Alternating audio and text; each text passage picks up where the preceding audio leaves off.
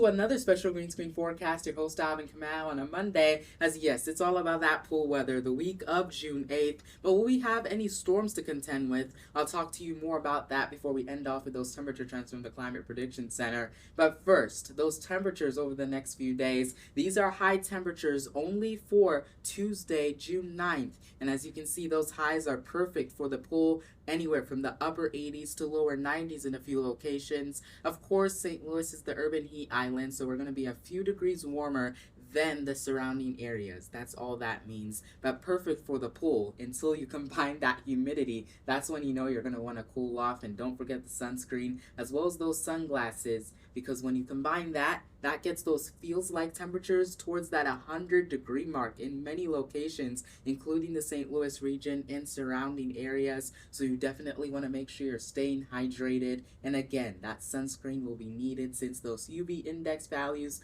will be pretty high. So just wanting to put that on your radar. Now, this trend will continue getting into your Wednesday. There could be some stronger storms well up to our north. Can't rule out an isolated bubble up, but we're going to have to watch getting towards Thursday, as I told you, watching that second week of June. This graphic coming from our friends at the Storm Prediction Center out in Norman, Oklahoma. They've outlined this risk for Thursday, June 11th, for parts of our region for that potential for some stronger storms. Now, it just depends on what time this happens, because we're going to have plenty of instability during the peak heating of the day as we get those hotter temperatures, as well as plenty of moisture out of the Gulf.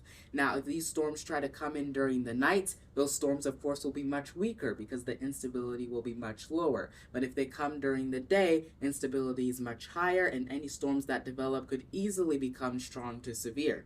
Now, obviously, the bullseye, or the areas of most interest where all the storm chasers will be over parts of northeastern Missouri and west central Illinois. For example, from Quincy all the way up to the greater Chicago area. Those are the areas that look to have the greatest potential. This could always shift a lot further to the north and miss our area, and that's still a chance. That could also shift a little bit further down to our south and impact our region. So just a few question marks here, but of course, we're going to have all those ingredients coming together, as well as lift, which is basically lightning in a thunderstorm. That is at least guaranteed. Thunderstorms somewhere in this area, but the question is exactly where they track. For now, I'm seeing the potential that they could move through our region, but the strongest storms could just be to our north. So this is just something I want you to make sure you have: a NOAA weather radio from MidlandUSA.com to keep your family safe during the 2026 severe weather season. Getting into those temperature trends from the Climate Prediction Center, remember when I was hollering at that potential for a brief cool down?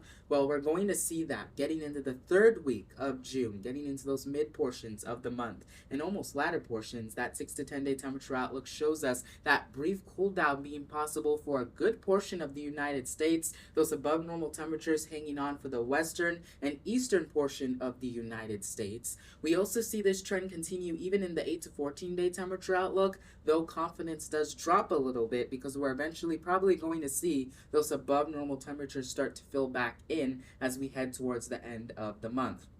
Now, normal highs for this time of the year are now in the lower 80s, approaching the mid 80s. So when we look at this will be highs briefly lower, possibly in the 70s, lower 80s. But when we get those warmer temperatures to come back in and those above normal temperatures, well, look at the 3 to 4 week temperature outlook. Now you see, like I told you, they're filling that back in with those above normal temperatures as we get towards the latter portions of June and even into early July. And so, again, any brief cool down we do see over the next week or so, I think is still short-lived, because as we head towards the end of the month and even into July, we're going to see the heat start to settle in. You notice the probabilities are still on the lower end, so confidence is not that high. You can still have a brief cool down even through the month of July itself, but this is just something to put on your radar, to note that while we might see a brief cool down, don't think the heat is gone, because it's probably going to make a comeback towards the end of the month. And for me, I'm going to be heading out to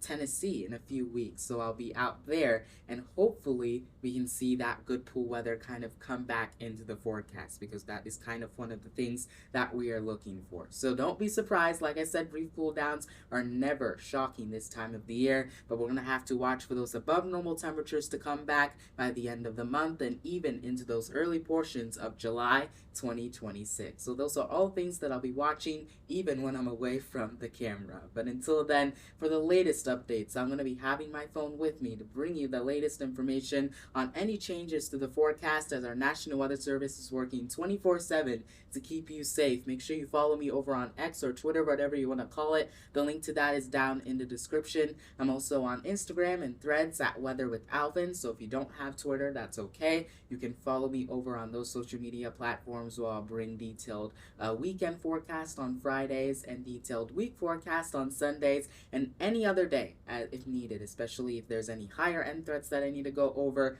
I'll be there to bring you those updates while being off for the summer. And of course, when I'm traveling, I can bring you those updates from there and reposting any urgent updates from our National Weather Service as well. But until then, also follow them on their socials if you're not doing that as well. And thank you for watching this video all the way to the end. You're the best, and I will see you in the next one.